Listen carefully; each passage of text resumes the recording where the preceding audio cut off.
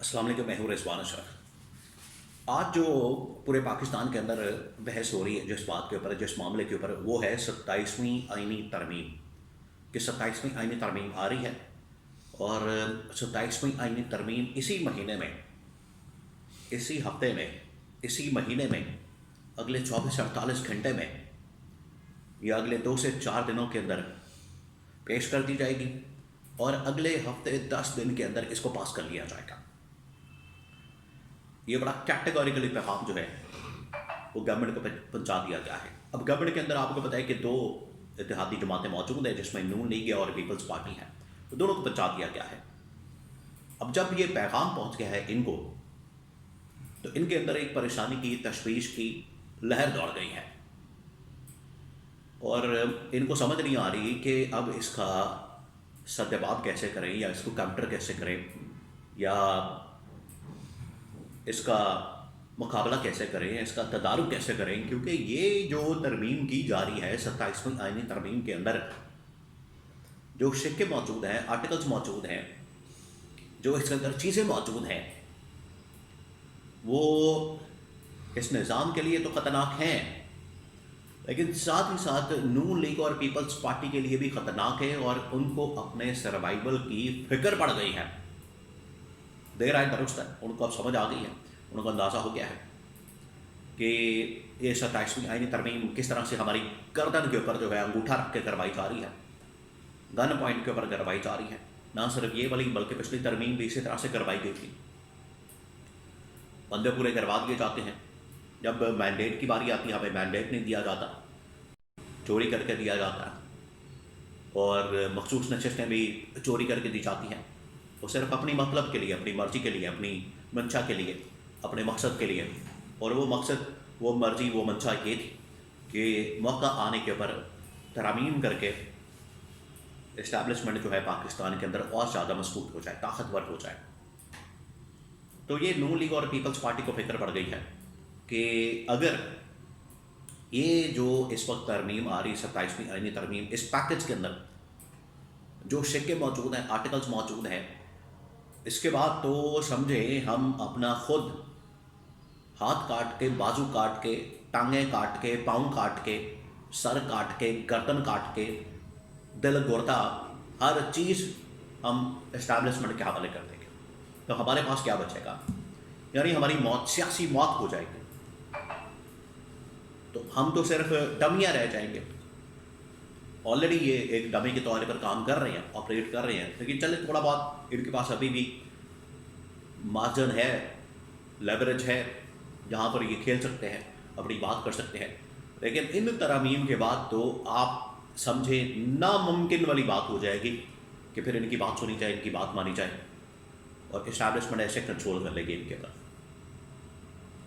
जिसकी वजह से इनको मशवरा दिया जा रहा है दोनों को, नून लीग और पीपल्स पार्टी को, जरदारी, नवाज शरीफ, दोनों की लीडरशिप को, कि फ़ौरन चले जाए इमरान खान के पास, हाथ मिला लें, इमरान खान के साथ बात करें, टेबल टॉक करें।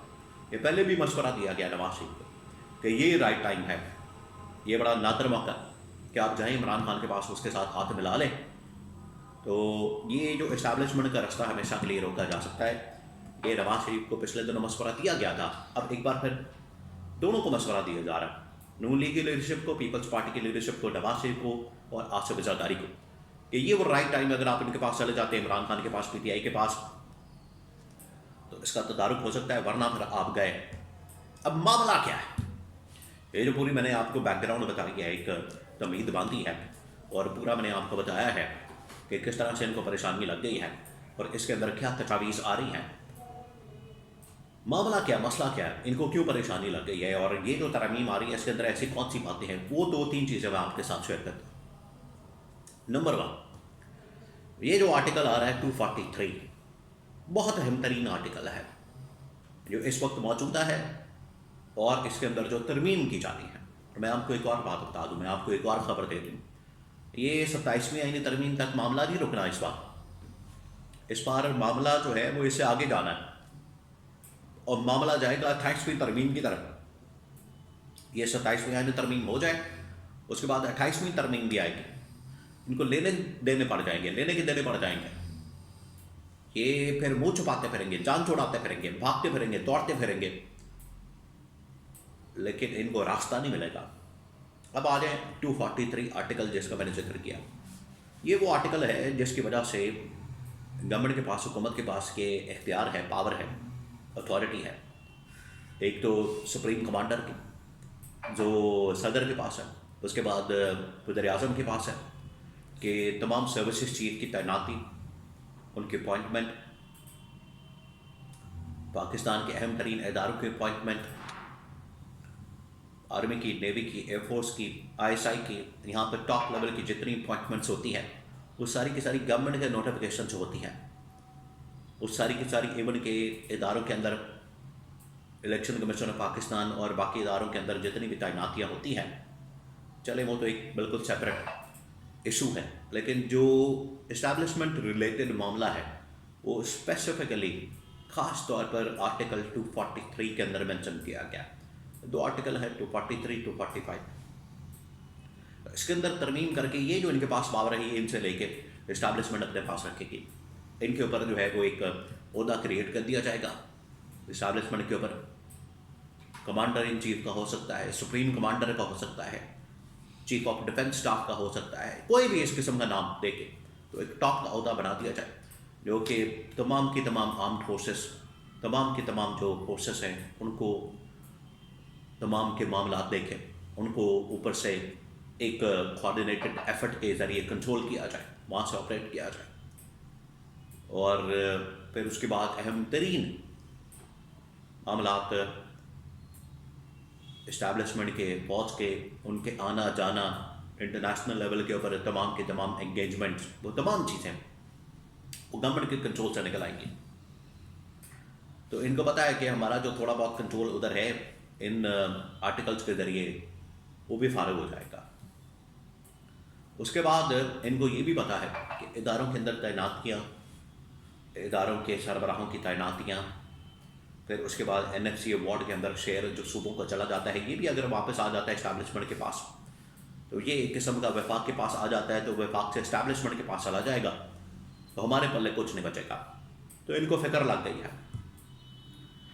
ये तरमीम के साथ साथ 2-3 और ऐसी तरमीमें हैं जिनके बारे में इनको बड़ी फिक्र है कि अगर ये पास हो जाती हैं इस्टेब्लिशमेंट के इख्तियारात के मतलब, फौज के इख्तियारात के मतलब, फील्ड मार्शल के या चीफ ऑफ डिफेंस स्टाफ के या कमांडर इन चीफ के या सुप्रीम कमांडर के, तो गवर्नमेंट जो भी होगी, अभी तो खैर इनकी गवर्नमेंट है, नून लीग पीपल्स पार्टी की, इनको तो नज़र आ गया है, लेकिन जो भी गवर्नमेंट होगी, सेटिंग गवर्नमेंट होगी, वो बिल्कुल लूली, लंगड़ी, यतीम, लावारिस, बेबस, लाचार किस्म की, बेख्तियार किस्म की गवर्नमेंट होगी। तो इनको एक तशवीश दी गई, मशवरा दिया गया, इनको ये कहा गया है, इनके कान में ये बात डाली गई है कि जाए इमरान खान के पास, हल निकल सकता है, वरना फिर आपको नताइज का सामना करना पड़ेगा और ये सब कुछ भुगतना पड़ेगा।